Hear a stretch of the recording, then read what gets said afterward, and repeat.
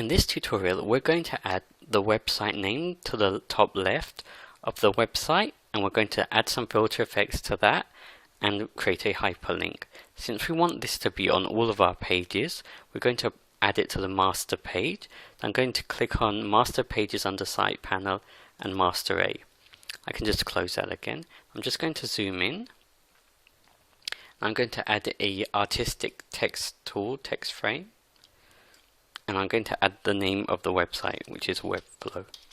The difference between the artistic text tool and the HTML text frame tool is that the HTML text frame tool, all the text that you write using that will be indexed by search engines. If you use the artistic text tool and you apply filters to it, or you apply any effect, then WebPlus will actually convert that to a graphic and it won't be readable by search engines. You can, however, add an alt text which will describe what that graphic is about. Okay, so we've added the name. I'm just going to change the font to Arial. I'm going to make it 45 points, and I'm also going to make it bold. Now I'm just going to right click on it, and I'm just going to add a gradient fill to it. So I'm going to click Format, Fill, and for type I'm going to choose Gradient. I'm just going to choose one of these top to bottom ones. I'm going to click Edit, and this is what the gradient looks like, but I want to keep it simple. I only want 2 points. So I'm going to click this point and then press Delete on the keyboard, click this point, press Delete on the keyboard, and this first one I'm just going to make white, and that's the gradient. Just going to click OK there and OK there, and you can see there's a slight gradient. To make it stand out from the page, I'm just going to add a shadow to it. So I'm just going to right click, and this time I'm going to click Filter Effects, and I'm going to choose Drop Shadow. I don't want that shadow to be that big, so I'm just going to change the blur to 4 pixels and also the distance to 4 pixels. Now in WebPlus, as in most of the serif applications, you've got filter effects, which are a whole range of effects that you can apply to creative text or to objects. So it's always worth just going through some of these and seeing which ones you like. I also might add a reflection. And you can see it just there. I don't want it to be that far from the actual text, so I'm going to change the offset. Just going to move it up, and for the height I don't want it to reflect the entire text, so I'm just going to change the height just so that you just get a slight reflection, just like that. And okay, I'm done.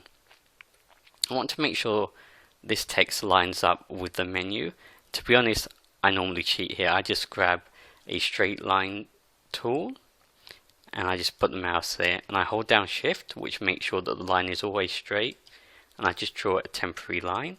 Then I'm just going to move the text up straight onto that line and just delete that line. Okay, so I'm just going to click on our home page and we're just going to preview that. Okay, there we have our text. It looks nice, it stands out from the page, and we can see that little reflection as well. So I'm just going to add a hyperlink to it. Again, it's on the master page. So I'm just going to highlight it, right click, hyperlink, site page, and index. So that's fine. Now as you can see, once I've clicked OK, something strange has happened. Well, what it's done is it's applied the site style for hyperlinks to this text. We don't want that, so I'm just going to re-click this edit hyperlink button, and from appearance where it says style, I'm just going to change that down to no hyperlink formatting. Okay, and I'm just going to click OK.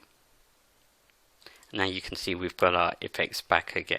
Okay, the other thing I would recommend doing is, rather than just adding the hyperlink to the creative text the way that we've done now, is actually to put a hotspot over it so that there's quite a big and consistent area for visitors to click on to get back. Sometimes I find that even if you use a creative text or even if you use an image, sometimes WebPlus won't designate that whole area as clickable. So for example, this area here, you might hover over it and there might not be a hyperlink there.